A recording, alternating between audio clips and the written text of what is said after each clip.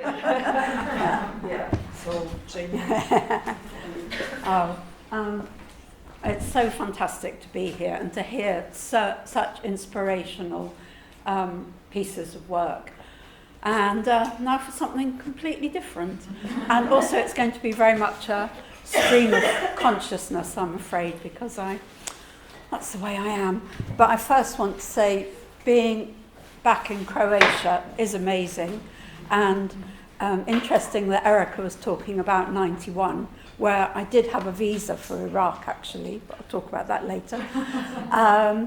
But in 91, I was also in Zagreb, and I have a book that I did actually 20 years ago. This has all been going on a long time. Anyway, this was the first 20 years of running around the world photographing wars, conflicts. But yes, sorry, this isn't in the presentation, but there is an image of how I remember Croatia, which is a woman washing clothes in a lake. And it's that thing of how, for women, a lot of conflict is about doing what you do anyway under more difficult circumstances. It always reminds me of Ginger Rogers and Fred Astaire, and when she was asked what's the difference of being a woman dancer, it was that you do it backwards in heels. And I think that applies to both women dealing with war and maybe women photographers as well, although I have not mastered stiletto heels. Okay, like I say, it's going to be stream of consciousness. So that was then, that was 2003. And more recently, I've had an exhibition at the wonderful Farley Farm, or Farley Gallery, maybe, in Sussex, which is where the Lee Miller archive is based. And if you don't know Lee Miller work, you will soon, because there's a feature film called Lee, made with Kate Winslet, which has been a bit held up because of the strike in the US, but it will happen. She was a brilliant photographer and writer, and yeah, it was wonderful to have an exhibition there called Threads of War. Just the presenter. I have to do this. Oh, no! Yeah, left and right. What could possibly go wrong? Okay. I do still run around the streets taking photos, and this was from a few weeks ago. And I thought this really spoke to me, this message, for whichever conflict it relates to. Let your heartbreak politicize you. Let your heartbreak radicalize you. Let your heartbreak organize you. For me, photography is something emotional. It's about me looking at the world and trying to do something about it. Of course, photography is inadequate. It doesn't change the world, but we shout, we try, and I try. Oh, you see? It is. You should. Oh, okay. Takes a second. It takes a second. Good. Breathe. Yeah. Greenham Common, this is from 1984. Greenham Common was an air base in Britain where US troops had their cruise missiles. And this is the era of Cold War. Everyone expected the world to go up in flames. And amazing group of women camped there, and thousands of other women visited. What I've been doing since the lockdown, since the interregnum, or whatever we call it, that period when we were at home a lot, I started embroidering badly, I must say. I've got a lot better at it, but I think textiles are having a moment. It was lovely to see in Chantal's presentation yesterday the work of Joanna Chumali, who's really publicised sewing. And for me, sewing on photos means you can watch telly at the same time. You don't get your fingers smelly in the dark room. And I don't know, maybe it does add something, maybe it doesn't. But I think it also makes images bearable, that you can look at them, and the tactileness of it. And I've actually made a book, which is very much in the spirit of Louise Bourgeois, who also made books of her work. And there's something very satisfying in making a cloth book. It's, and it takes time. And that slowing down, I think, has been really important for all of us to reflect and to, reflect and do, reflect and make. Okay. It's wonderful to see Susan here, and I have a deep commitment to Nicaragua. It was a conflict that I ended up going to, well, it wasn't a conflict, it was revolution. We had such high hopes. Nicaragua's small country, Central America, a long way from Britain. But when I first started taking photos, I got involved with a lot of solidarity campaigns. I'm still involved with a lot of solidarity campaigns 40 years later. But the Nicaraguan Solidarity Campaign was very active in Britain, and a lot of actors, musicians, artists got involved with it. I went to Nicaragua. I made brilliant friends who are still my friends. Susan and I have a wonderful common friend, Hermione, who's an anthropologist who'd worked with a group of volunteers in Nika. For me, one of my mantras is make friends and keep your friends. That's your most valuable asset, and it's so good to be able to ring up people, or now email, message, and get support and help. So Leda, I'd gone with the Agricultural Union, where a friend was working, and I'd gone to Matagalpa for the coffee harvest. And this is a little 10-year-old girl working on the coffee harvest. And for me, also the embroidery honours her labour and adds something. Also, I think I started sewing and making photo quilts, which is a bit of a niche area.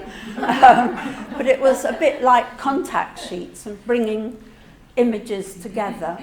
And, you know, the greatest complaint, although people here have been very unmoany, but your work doesn't get used. You might get one picture used out of a week's shoot. But for me, having control over it all, organising it my way. Unfortunately, Nicaragua wasn't a happy place all the time. The Contras, which were the troops, an army against the government based in Honduras, started attacking the coffee farms.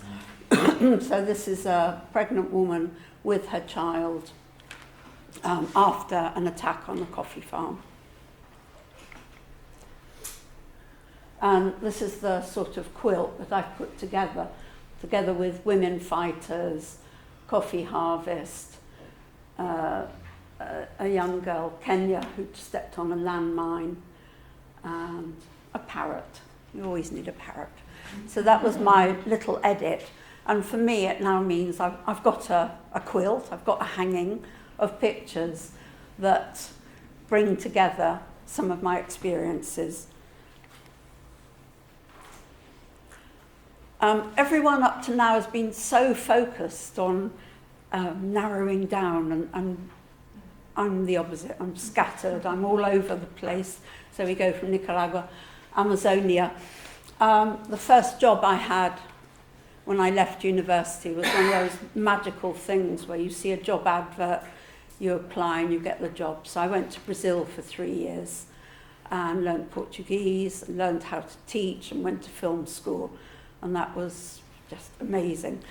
Unfortunately, there was also a military dictatorship. This is 1971. And, you know, you come from Brighton. I've been at the University of Sussex, protested against the Vietnam War. But suddenly you're in a context where you're living under a dictatorship. And my students would disappear.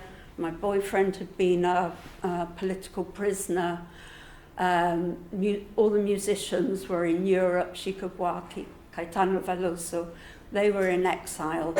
And it was a bit of a rude awakening that the world's not a happy place. But I also travelled. These pictures are from later. There's a lot of coming and going involved. As a photographer, I've worked a lot with NGOs, with charities, with non-governmental organisations. And it started off with me doing it all on my credit card, and then I graduated to having my fares paid sometimes. Amazonia was an area I'd visited whilst I was living in Brazil, and it was lovely to go back. This is actually from Peru. It's the same river that flows through. And so another of the quilts I've made is images from Amazonia, which obviously also chime with climate change, with what's happening to the world, disappearance of natural resources. I'm sorry if I sound really teachery. I'm used to talking to students. Anyway, I can't do the academic thing. But, sewing. Yeah, so these are all from, I spent a week on a little island in the middle of the Amazon, mosquito hell, but amazing to just spend time in a community, and all you do is have your banana porridge, have your roast bananas for lunch, have your steamed bananas for supper, and hang out. Yeah. And dance. Dancing's always important. Yeah. So this is my celebration of Amazonia, which ends up with bleeding logs at the bottom, unfortunately. Can I just break into water? What I've done is mounted the images on my sewing machine and then put it on a piece of textile that comes from the country. So this is actually a screen print from a wonderful artist from Recife in the north of Brazil. Okay, back to Iraq and Saddam.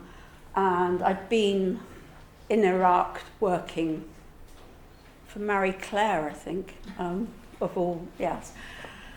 And that's something I really lament, is the loss of magazines and places to have your work published. But I'd done a reportage in Iraq when Saddam was there, and as soon as he was gone, I got in one of those taxis from Jordan across the desert to Baghdad. And what was remarkable was how quickly the ubiquitous images of Saddam were defaced.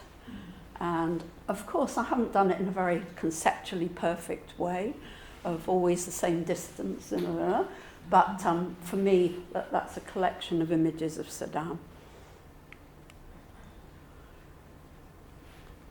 Okay, like I say, I've darted around the world a lot, and this is a series I did in Niger while I was working for a charity, Plan International.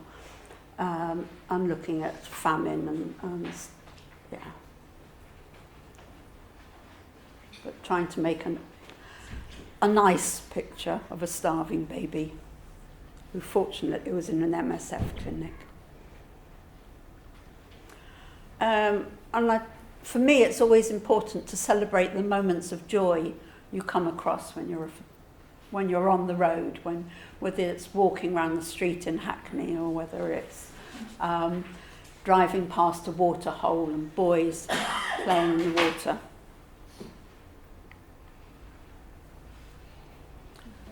And again, around I suppose, as a photographer, it's like stamp collecting. You think, oh yes, soil erosion, and this is what could be a very fertile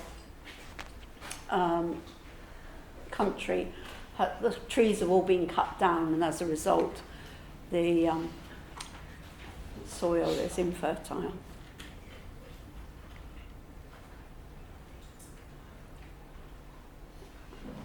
Lots of trees. This is a tree in London, the building of the high-speed rail link, which might or might not happen. And this was Euston Station, where the plane trees were about to be cut down. And over Christmas, a group of protesters barricaded themselves underneath the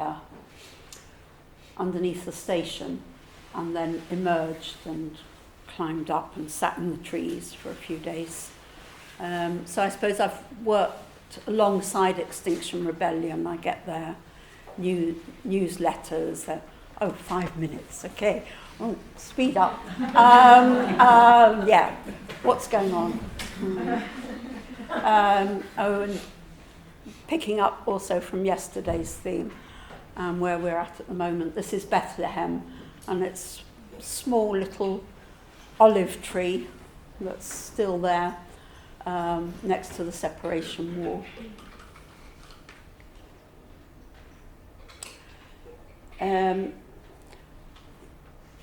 So with Format, the women's photo agency I was involved in setting up in 1983, we covered both the peace movement and the strikes that were going on, and one of them was the miners' strike. And I showed this picture at a recent photo froom in Somerset, and Martin Parr was in the audience and commissioned me to make a quilt for his exhibition on the miners' strike, which was fantastic. So you never know, what's going to happen with your pictures, or what one thing leads to another. I've had a lot of luck in my life, so it was really lovely to go back, revisit my archive with the sole purpose of making a quilt about the miners' strike.